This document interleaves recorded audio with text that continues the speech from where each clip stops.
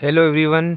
स्वागत है आपका अपने यूट्यूब चैनल आरपीएससी गाइडेंस में। आज की इस वीडियो में हम कोडेट्स संघ के बारे में अध्ययन करेंगे। कोडेट्स के प्राथमिक लक्षण, इनके सामान्य लक्षण और इनका वर्गीकरण और तथा कोडेटा नॉन कोडेटा में क्या अंतर है उसको हम देखेंगे। तो शुरू करते हैं वीडियो को। तो सबसे जो पहले आता है कोडेटा जो है संघ के बारे में, सबसे पहले वोल्फोर्ड ने ज्ञात किया था कोडेटा संघ को, और वो भी 1880 ईस्वी में। और कोडेटा शब्द जो है दो यूनानी शब्दों से मिलकर बना है, कोड प्लस एट, यानी मोटी रस्सी और रखना।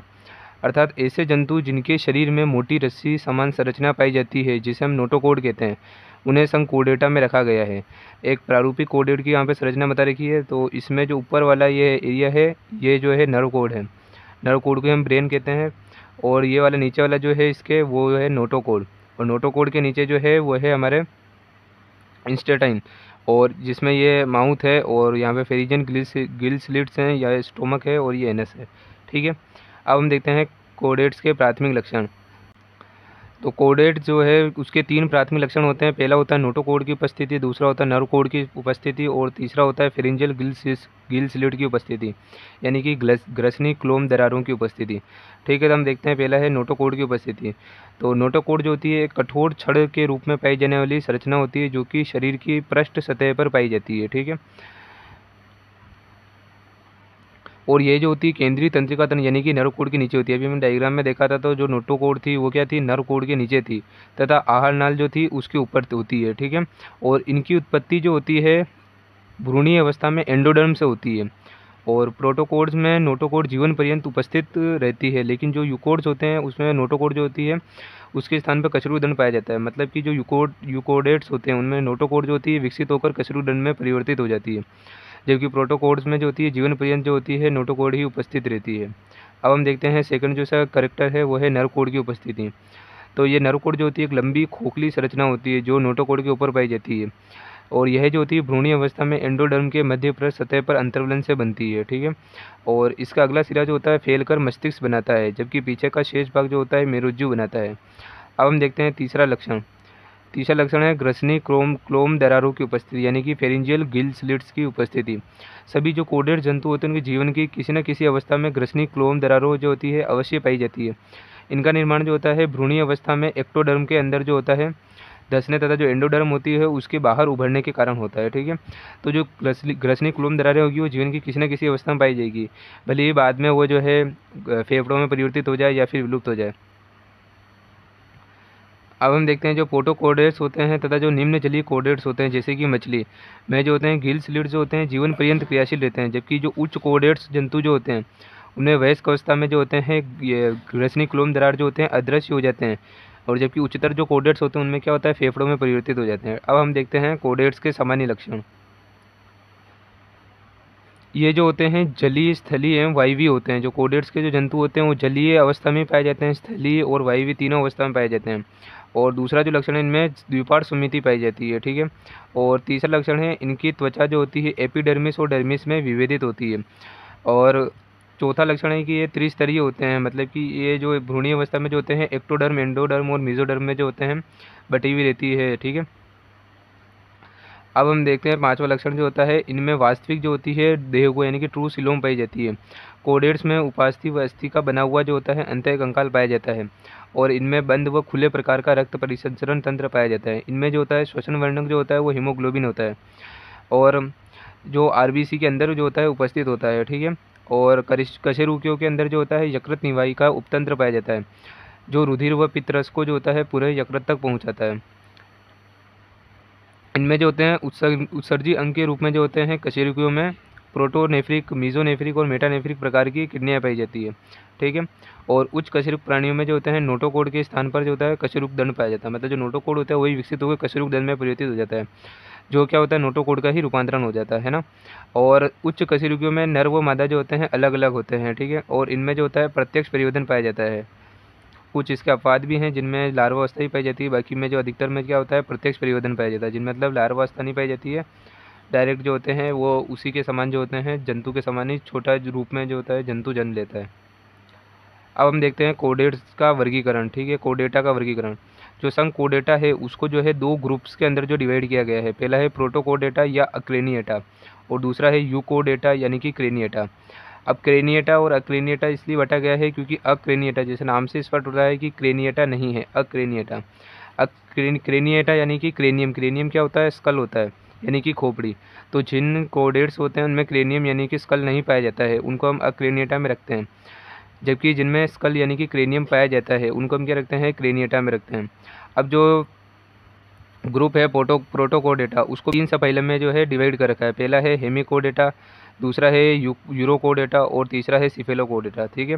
अब हेमिकोडेटा का एग्जांपल है बेलेनोग्लोसस और यूरोकोडेटा का जो एग्जांपल है वो है हर्डमानिया, जिसके अंदर जो होता है टेल जो होती है जो और नोटोकोड दोनों पाई जाती है। और सिफेलोकोडेटा का एग्जांपल है एम्फिओक्सस, जिसको हम ब्रेंकियोस्टोमा भी कहते हैं। इसमें टेल, नोटोकोड और हेड जो होता है तीनों पाया जाता है। ठीक है। अब जो हमारा जो है ग्रुप है यूकोडेटा यानी कि क्रेनिएटा, उसको भी जो है सब फाइलम में डिवाइड कर रखा है, वो है वर्टिब्रेटा। अब वर्टिब्रेटा जो है उसको जो है 2 डिवीज़न में डिवाइड कर रखा है। पहला है अग्नेथा और दूसरा है ग्नेथोस्टोमेटा। अग्नेथा जैसे कि नाम से स्पष्ट होता है कि ग्नेथा यानी कि नहीं है, ग्नेथा यानी कि जबड़े, जबड़े जो है नहीं है, तो जबड़े अनुपस्थित होते हैं उसको अग्नेथा में, जबकि जिसमें जबड़े उपस्थित होते हैं उसको ग्नेथोस्टोमेटा में बांटा गया है। तो एक नेता जो है उसको भी फर्दर 2 क्लास में डिवाइड कर रखा है, एक है साइक्लोस्टोमेटा और दूसरा है ओस्ट्रेकोडर्म। साइक्लोस्टोमेटा का जो एग्जांपल है वो है पेट्रोमाइजोन और ओस्ट्रेकोडर्म का एग्जांपल है सिफेलेसिस।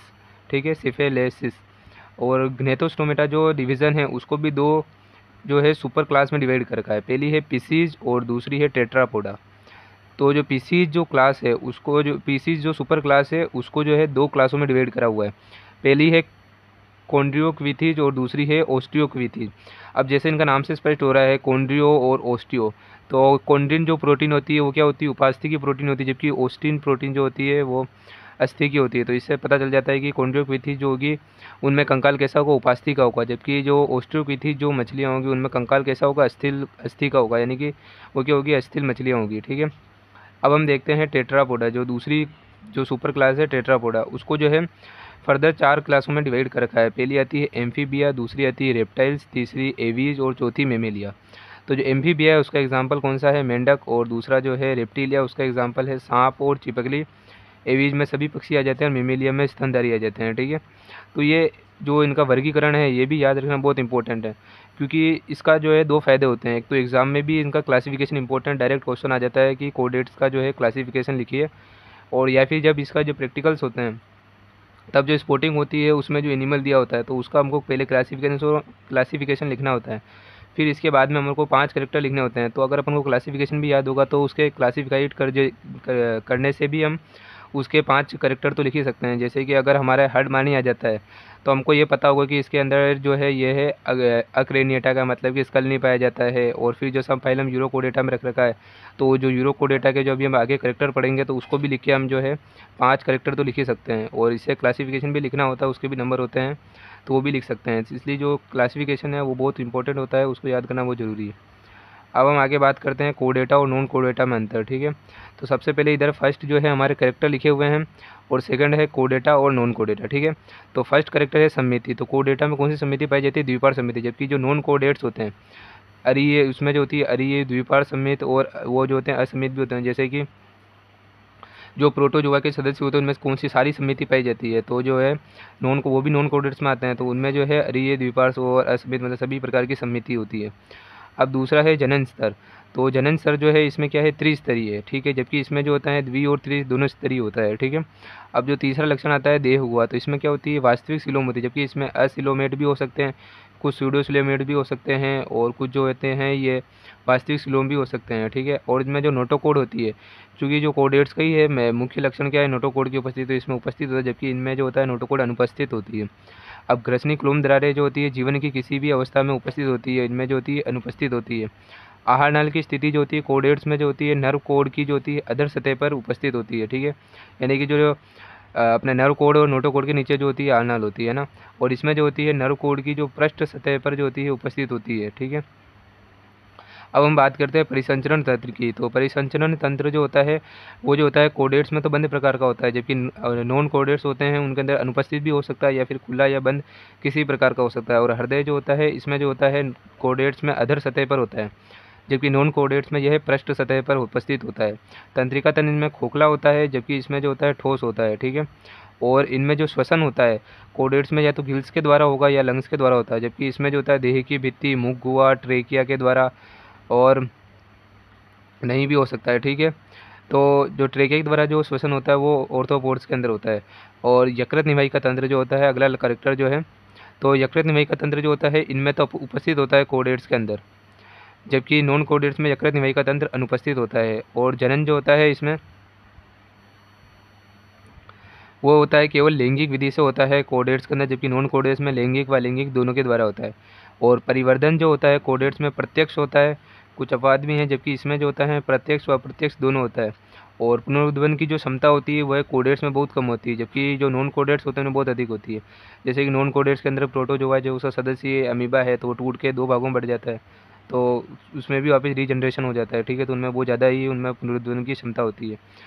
शारीरिक तापमान की बात करें तो ये जो होते हैं कोडेट्स जो होते हैं कोल्ड ब्लडेड और वार्म ब्लडेड दोनों टाइप के होते हैं, जबकि जो नॉन कोडेट्स होते हैं वो क्या होते हैं कोल्ड ब्लडेड होते हैं, ठीक है, यानी कि शीत तापी होते हैं। और ये शीत और उष्ण दोनों तापी होते हैं, मतलब कि इनके जो शरीर का तापमान है वो चेंज भी होता है और किसी में जो होता है स्थिर भी होता है, ठीक है।